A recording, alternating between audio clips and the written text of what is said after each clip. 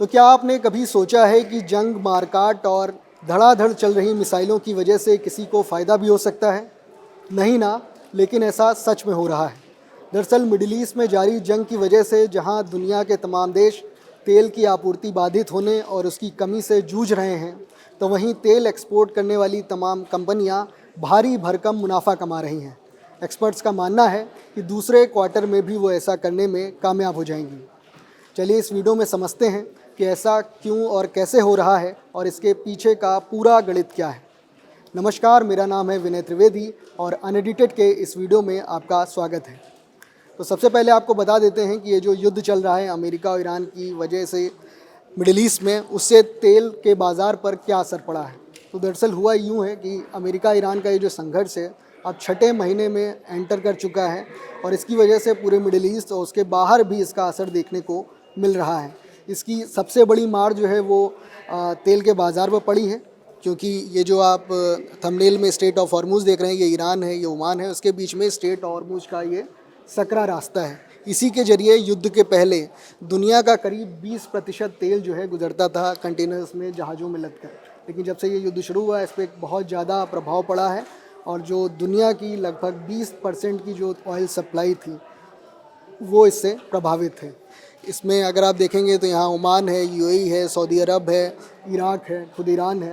तो इन देशों से जो भी तेल एक्सपोर्ट होता था इस हॉर्मुज़ के ज़रिए ही एक्सपोर्ट होता था और जब से ये युद्ध चल रहा है तब से इसकी आपूर्ति लगातार बाधित हुई है। कभी बीच बीच में जहाज़ गए हैं, कभी ईरान फिर से मिसाइल और ड्रोन मारने लगता था और इसकी वजह से तेल के दाम भी काफ़ी ऊपर नीचे हुए हैं। तो आप ये समझ सकते हैं कि ये जो ऑयल सप्लाई का, एनर्जी सप्लाई के लिए जो एक तरीके से पाइपलाइन थी एक दुनिया की, वो रुक गई युद्ध के बाद से। और अगर इसका तेल की कीमतों पर असर की बात करें तो पहले जो युद्ध का समय था उसमें क्रूड ऑयल की कीमत जो है $70 प्रति बैरल के आसपास बनी रहती थी। लेकिन जब से युद्ध शुरू हुआ है और अभी जो पिछला क्वार्टर रहा है दूसरा वाला, यानी जो मार्च, अप्रैल और मई का महीना रहा है, उसमें क्रूड ऑयल की कीमत $100 प्रति बैरल से ऊपर ही ज़्यादातर बनी रही। और एक टाइम ऐसा भी आया था कि जब यह कीमत $126 प्रति बैरल तक पहुंच गई थी। अब अगर बात करें इससे फ़ायदा हुआ किसको, तो इससे सबसे बड़ा फ़ायदा हुआ है ऑयल एक्सपोर्ट वाली कंपनियों को। इसमें यूरोप और अमेरिका की तमाम कंपनियां शामिल हैं। युद्ध के दौरान इन कंपनियों ने ऊंचे दाम पर अपना ईंधन, पेट्रोलियम बेचा और अब वो बहुत ज़्यादा मुनाफे में दिखाई दे रही हैं। अगर बात करें तो अमेरिका की दिग्गज कंपनियां एक्सॉन मोबिल और शेवरॉन इसमें शामिल हैं और एक्सपर्ट्स ने अनुमान जताया है कि अब जब दूसरी तिमाही का, यानी दूसरे क्वार्टर का, जब वो अपना फ़ायदे का पूरा डेटा जारी करेंगी तो उसमें वो काफ़ी मजबूत रहने वाली है। और अगर दूसरी तरफ हम बात करें कि जब से युद्ध चल रहा है और तेल एक्सपोर्ट करने वाली जो कंपनियां हैं उन्होंने जो ऊंचे ऊंचे दाम पर अपना तेल बेचा है, तो उसकी वजह से अब दूसरी तरफ आम लोगों को क्या दिक्कत आ रही है। तो युद्ध की वजह से, क्योंकि ये स्टेट ऑफ हॉर्मुज़ ब्लॉक है और जो भारत जैसे देश हैं या एशिया के तमाम देश हैं उनको रूस से या फिर जो अमेरिकी कंपनियां हैं उनसे तेल ख़रीदना पड़ रहा है। तो इसकी वजह से पेट्रोल, डीजल और जेट फ्यूल महंगा हुआ है। पेट्रोल डीजल महंगा हुआ तो जो सड़क पर चलते हैं लोग अपनी कार में बैठ के, बस में चल के, वो महंगा हुआ है। उसके अलावा जो लोग हवाई यात्रा करते हैं उनकी हवाई यात्रा की लागत में इसमें भी असर पड़ा है, उनका खर्च बढ़ गया है। और कई देशों को तो तेल की कमी भी झेलनी पड़ी है। और ऑस्ट्रेलिया एक ऐसा देश था जिसको अपने वहाँ ईंधन की राशनिंग करनी पड़ी, लोगों पर प्रतिबंध लगाने पड़े कुछ समय तक। वहीं पाकिस्तान, नेपाल और श्रीलंका की बात करें तो सरकारी दफ्तर कहीं कहीं बंद करने पड़े और कंपनियों को मतलब फोर्सफुली अपने एम्प्लॉयज़ को वर्क फ्रॉम होम पर भेजना पड़ा। तो वहीं अगर बात करें पर्यावरण से जुड़े मुद्दों पर जानकारी रखने वाली, सर्च करने वाली non profit organisation Global Witness की, तो उन्होंने दावा किया है कि जब से ये युद्ध चल रहा है और अभी पहले क्वार्टर की अगर बात करें, यानी जो जनवरी, फरवरी और मार्च का महीना होता है, उसमें यूरोप की करीब 6 कंपनियों ने 22 अरब अमेरिकी डॉलर का मुनाफा कमाया है। और अगर 22 अरब अमेरिकी डॉलर को हम भारतीय रुपए में कन्वर्ट करें तो ये 2,09,000 करोड़ रुपए से भी ज़्यादा होता है। तो ये इतना भारी भरकम मुनाफा जो है ऑयल एक्सपोर्ट करने वाली कंपनियां कमा रही हैं। और अगर इसकी तुलना पिछले साल की समान अवधि, यानी जो इन्होंने मुनाफा कमाया है 2,09,000 करोड़ रुपए से ज़्यादा का, तो ये अगर बात करें हम जनवरी फरवरी मार्च 2025 की, तो उसके मुकाबले इन्होंने 2026 के पहले क्वार्टर में 43% ज़्यादा मुनाफा कमाया है।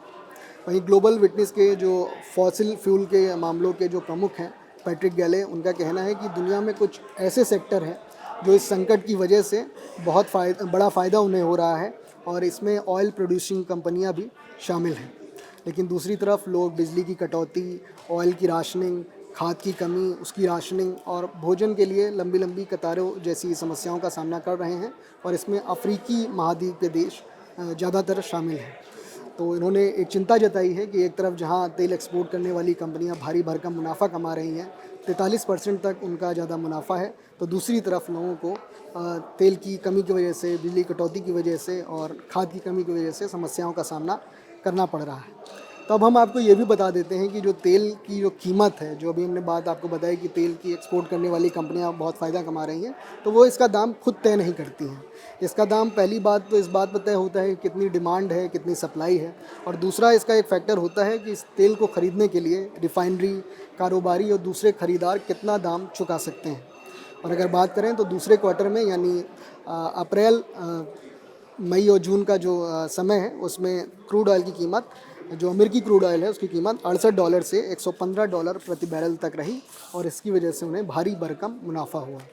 तो जैसा कि अब चर्चा निकली है कि तेल कंपनियों को भारी भरकम मुनाफा हो रहा है, तो इसमें अब नेताओं ने भी अपनी बात कहना शुरू कर दिया है और अमेरिका में एक राजनीतिक बहस तेज़ हो गई है कि जब संकट की वजह से तेल के दाम आम लोगों के लिए बढ़ रहे हैं और तेल एक्सपोर्ट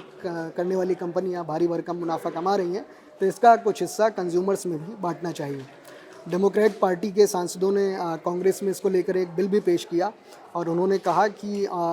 जो तेल कंपनियां हैं, उन्होंने जो अतिरिक्त मुनाफा कमाया है इस जंग की वजह से, उन पर विंडफॉल प्रॉफिट टैक्स लगाना चाहिए। और उन्होंने इस बिल में ये था कि जो भी राजस्व, जो भी टैक्स से पैसा मिलेगा सरकार को, उसे फिर आम कंज्यूमर्स को राहत देने के लिए उसका इस्तेमाल करना चाहिए। रोड आइलैंड के Democrat senator Sheldon white house ने कहा कि बच्चों का जो फूड प्रोग्राम है उसमें कटौती करने के बजाय जो असाधारण तरीके से तेल कंपनियों ने मुनाफा कमाया है, उनसे विंडफॉल प्रॉफिट टैक्स लेना चाहिए और उससे जो पैसा मिलेगा उसे आम लोगों में बांटना चाहिए। तो अब सवाल ये है कि एक तरफ जहां जंग की वजह से पूरी दुनिया हाहाकार कर रही है, लोगों को खाद की कमी हो रही है, तेल की कमी हो रही है, खाने पीने का दाम बढ़ रहा है, चलने फिरने का जो ट्रांसपोर्ट है उसके दाम बढ़ रहे हैं, तो दूसरी तरफ ऑयल एक्सपोर्ट करने वाली कंपनियां भारी भरकम मुनाफा कमा रही हैं। लंबे समय तक अगर युद्ध चलता है तो ये कंपनियां तो फ़ायदे में रहेंगी, लेकिन आम कंज्यूमर्स को काफ़ी घाटा और परेशानी का सामना करना पड़ सकता है। तो देखने वाली बात होगी कि जैसा कि डेमोक्रेट सांसदों ने ये मुद्दा उठाया है कि क्या ऑयल कंपनियों के प्रॉफिट पर कोई असर पड़ेगा या उनसे टैक्स वसूला जाएगा या नहीं, या फिर इसको लेकर कोई नियम बनेगा कि कंपनियां इतना ही दाम बढ़ा सकती हैं, इससे ज़्यादा दाम पर नहीं बेच सकती हैं। तो जंग के बीच ऑयल कंपनियां कैसे बहुत ज़्यादा फ़ायदा कमा रही हैं, इसको लेकर हमारा ये वीडियो कैसा लगा, आप कमेंट करके बता सकते हैं।